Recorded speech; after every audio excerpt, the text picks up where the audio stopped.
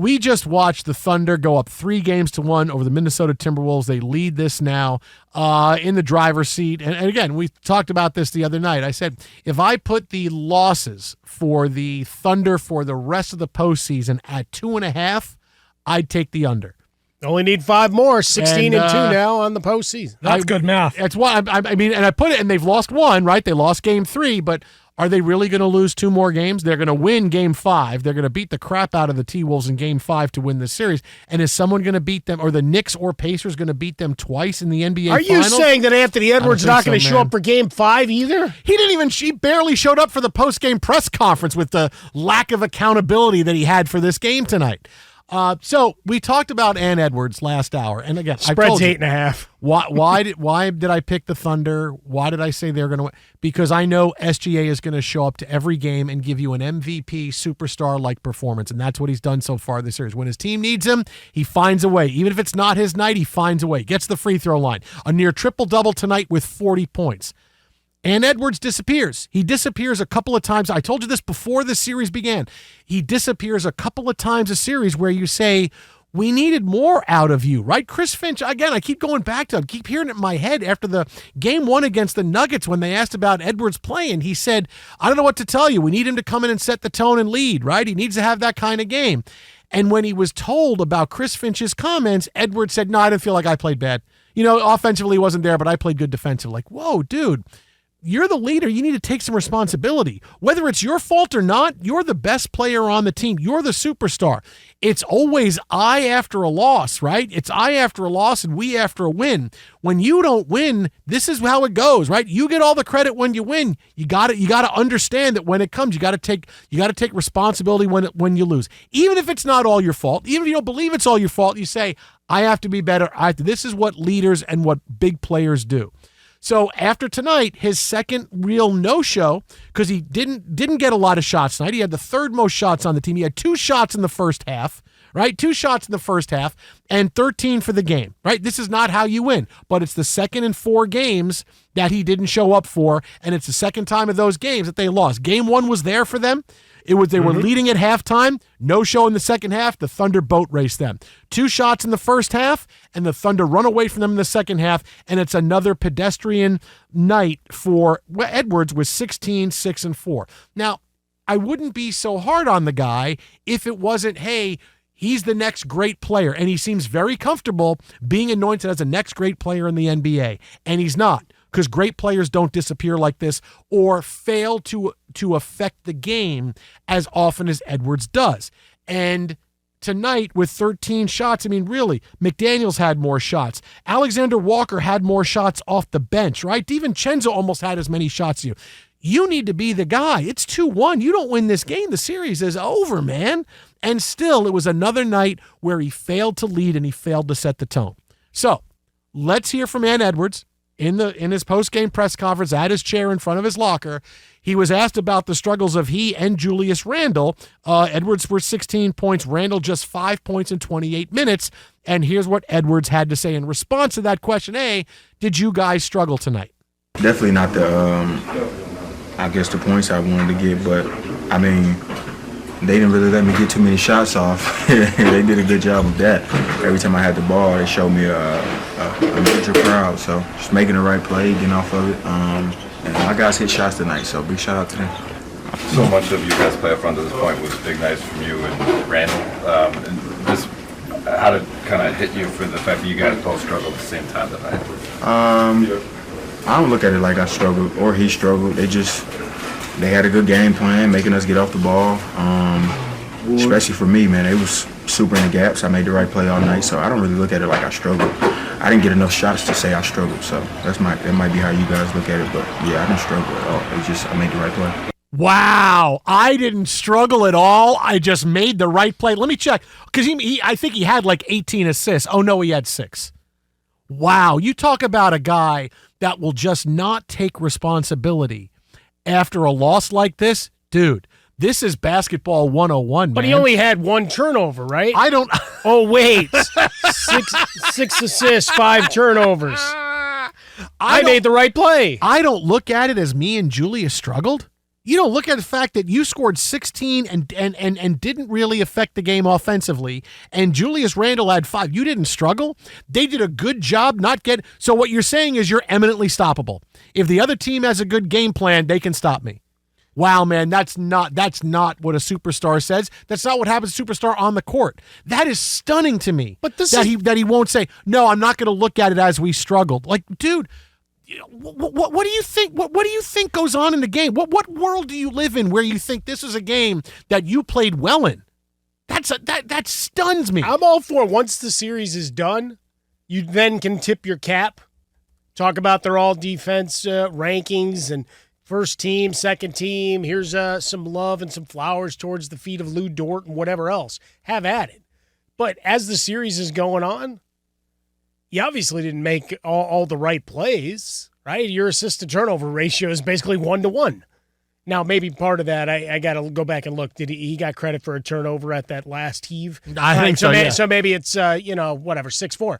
But the point just being that they were able to bottle you up, which means you're also not only it's an indictment on you and your teammates coordinating on the court, you're also flipping off Finch at the same time. Well, they couldn't get me free, right? They couldn't scheme to get me open and get me some open looks.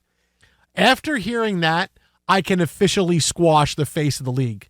After hearing, I mean, really, that's not what the face of the league says. He is officially out of the running. He is out of the circle of trust. Greg, you are out of the circle of trust. Like, can you imagine? And I don't go back to when you talk about face of the league. So you imagine Jordan or Steph or LeBron or Kobe say, I don't feel like I struggled.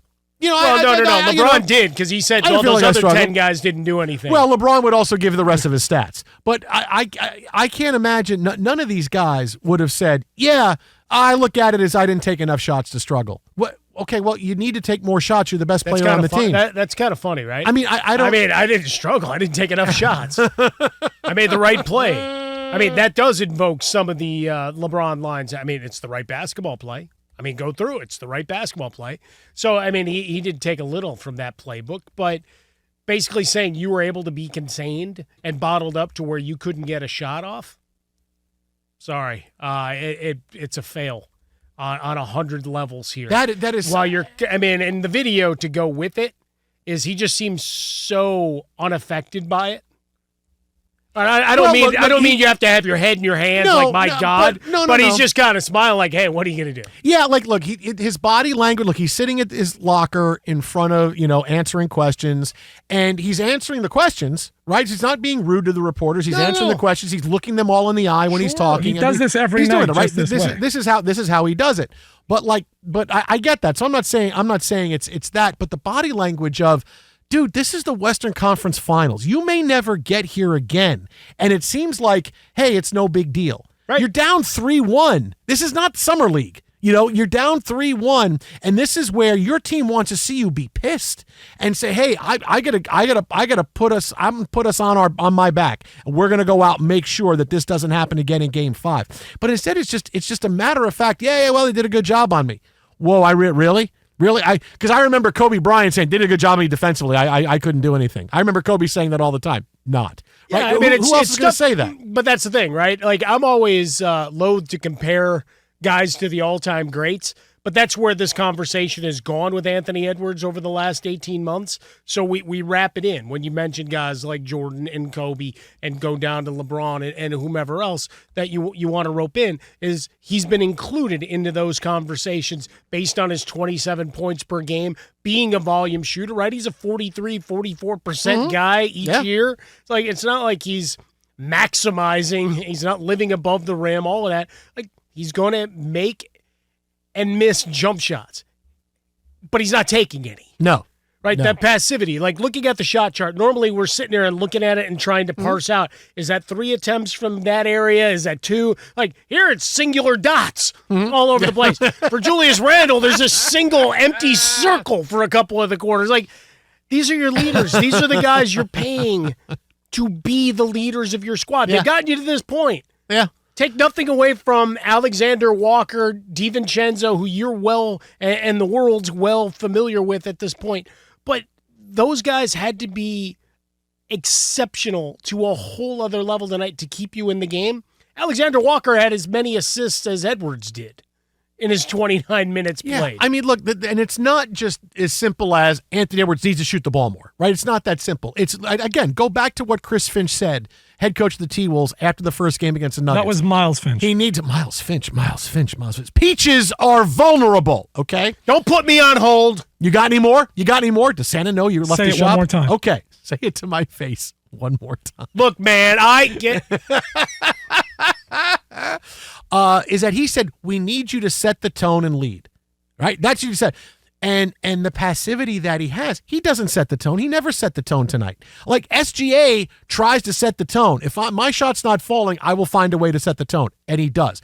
This should have been, if it was really that bad a night, and Anthony Edwards really had that bad a night, well, then guess what? There should have been much better plays. If the defenders are too tough on you, they're rolling two guys at you, your number should have been higher in the assist department. You should have found a way to affect the game. But instead it was like, I tried to get open and I couldn't. Or I tried to find the shot and I gave up. And I gave up rather than try to get to the hoop. I'm at home. Maybe you're going to get the calls and get to the free throw line. We know SGA knows how to do it, he right? He shot 5 of 7 from the foul line. I mean, obviously the purposeful miss at the end, he makes the first, but that means you got to the foul line 5 times. Wow. I mean, before that final take. I mean, you got to take some kind of responsibility. Maybe he just doesn't understand. Maybe he needs one of those like meetings where, dude, you need to figure out a way to impart your will on the game. This is not just it's there for you or it's not. You need to find this is the bleeping playoffs, man. You are playoffs. You are 3 days 90th, away buddy. from the NBA Finals. Yeah. Right? You are 3 ways away from playing for the Larry O'Brien Trophy, and it's just I don't feel like we struggle. He's again. I don't know that he gets it. Right? I just don't know that he gets it, and it's always part of the education of a star that you need to get things. You need to understand that things are different and the stakes are different in the playoffs, but he needs that meeting, man. He needs that NBA intervention saying, hey, dude, you realize that you are absolutely killing us and not taking responsibility after the game. That's killing us even more. Well, they do say that you're not fully formed up in the brain until you're 25. He's not there yet.